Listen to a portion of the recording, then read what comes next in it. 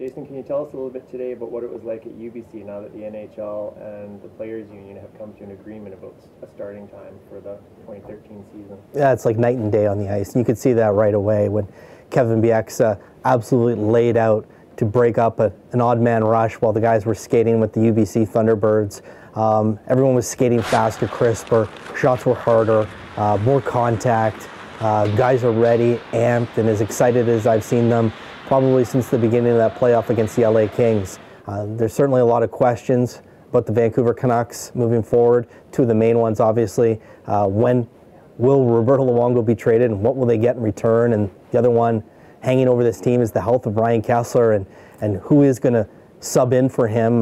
We expect him to miss at least the first month of the season. Who is going to be their second line center? But these aren't questions that are getting this group of guys down right now.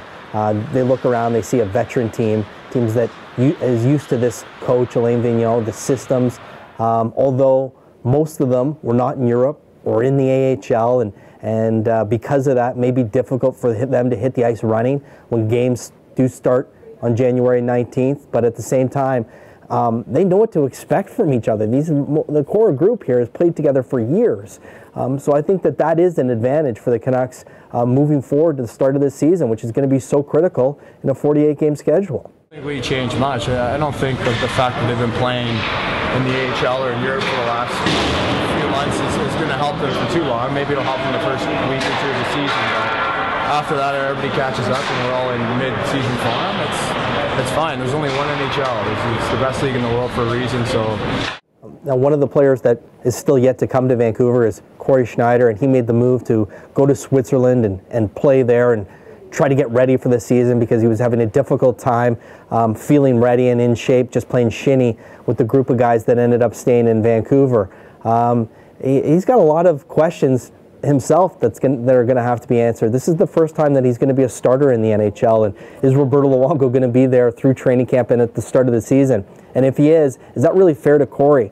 It's going to be a hard enough time for him to really take the place of the greatest goaltender in Canucks history, and to ask him to do it with Roberto Luongo standing right there, casting a shadow still over him, it's probably not fair to Corey and probably not the best situation that he could be in.